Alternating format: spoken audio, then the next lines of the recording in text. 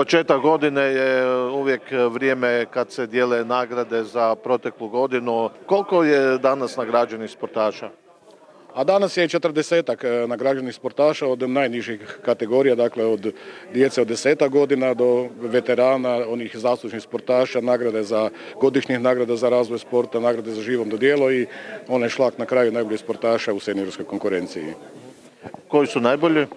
Najbolja sportašica je, evo sad već nekoliko godina za redom, Jana Pavalić, kojem ovom prilikom želim svu sreću da ulovi olimpijsku normu i da ove godine ju gledamo u Parizu, a najbolji sportaš nam je u Americi Vili Sivec, također plivač i njezin kolega iz Olimpa. Zapravo plivanje se iskristaliziralo kao jedan od vrlo uspješnih sportova u Krapinsko-zagorskoj županiji. Tako je, već niz godina unatrag plivači uzimaju ove najbolje nagrade.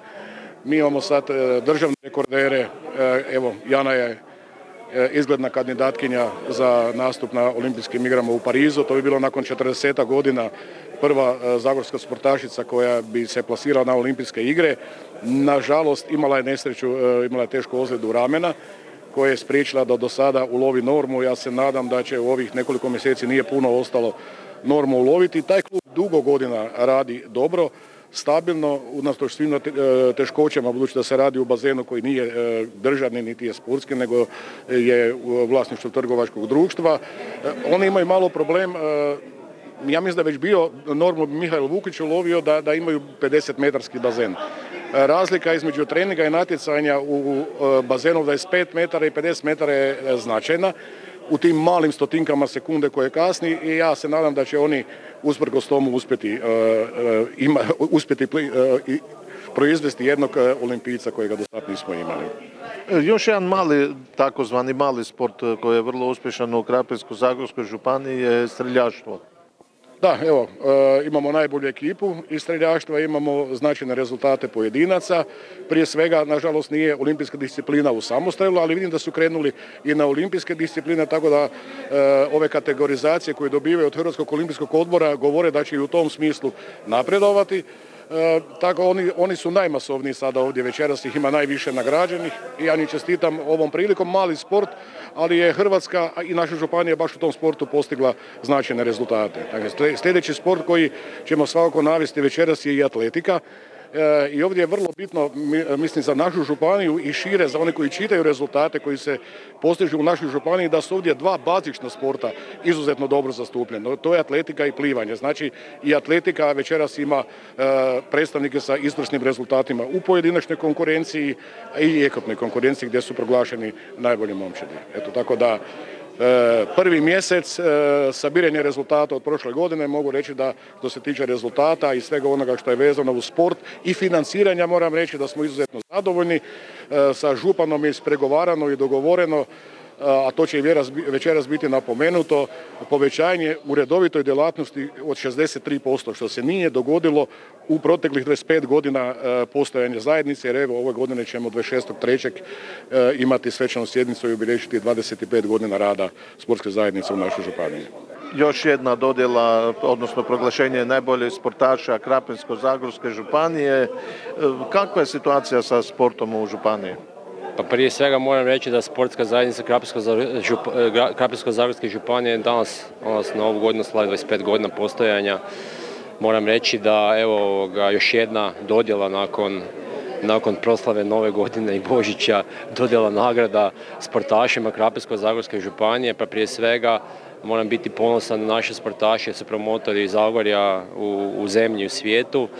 Naravno, moram prije svega priznati i odati priznanje našim sportskim djelatnicima i volonterima koji se iznimno trude svake godine da bi naši sportaši i sportašice, pogotovo ove mlađe kategorije do 18 imali uvjete i da bi u konačnici sve skupo kod ovo zbrojimo oduzimamo imali ovakve rezultate. Posebno se ističe, ovdje moram priznati plivanje i pohvaliti i gospodina Androjića i njegov rad u plivačkom klubu.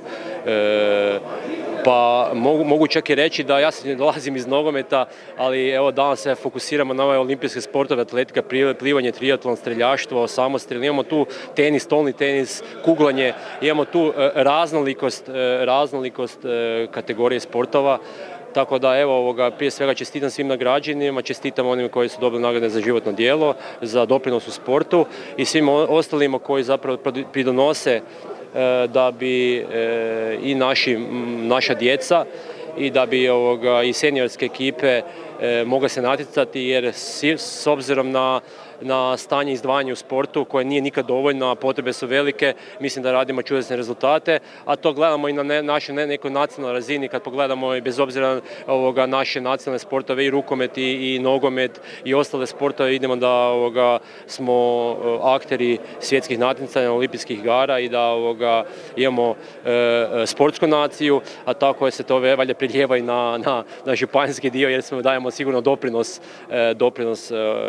sportu, nacionalnom sportu. Na proglašenju najboljih sportaša ste u Hrvatskom Zagorju. Koliko zapravo Hrvatsko Zagorje sudjeluje u hrvatskom sportu?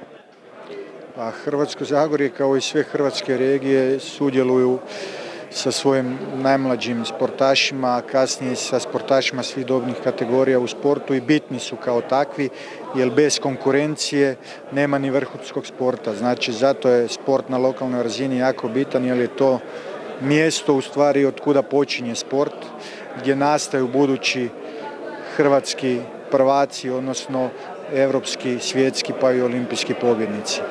I zbog toga je bitno ulaganje u hrvatski sport, odnosno u sport na lokalnoj razini, što prepoznaje evo ga i naša vlada, odnosno i naše resorno ministarstvo, kao i Hrvatski olimpijski odbor koji već godinama se trudi da pomaže sport u svim lokalnim zajednicama i potiče uključivanje djece i mladih u sport kroz sportske klubove kako bi se stvorila što šira baza iz koje bi nikli budući reprezentativci, odnosno budući olimpijci.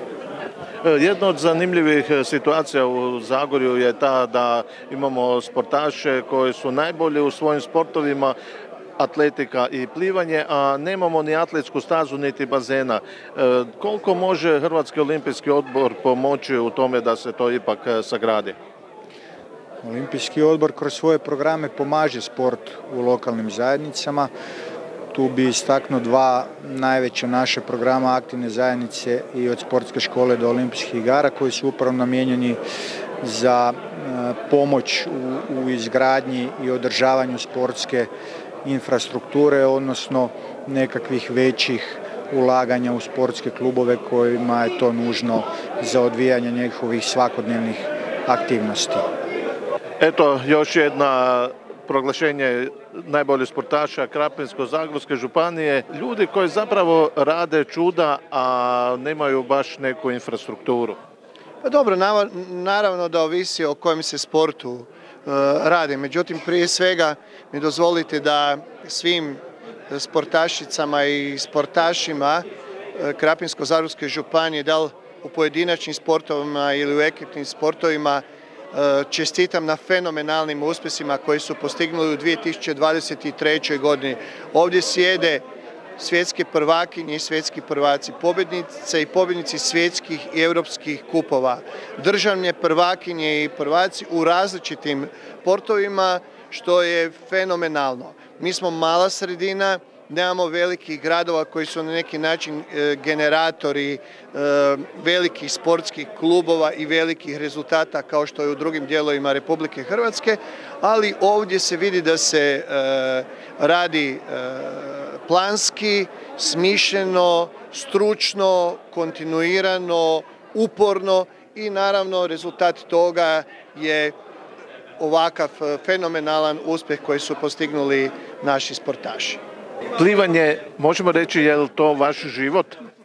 Pa sad mogu reći da već polako je. Znači, postala je već velika rutina i mogu reći da što više idem dalje, da ne mogu zamisliti sebe van toga.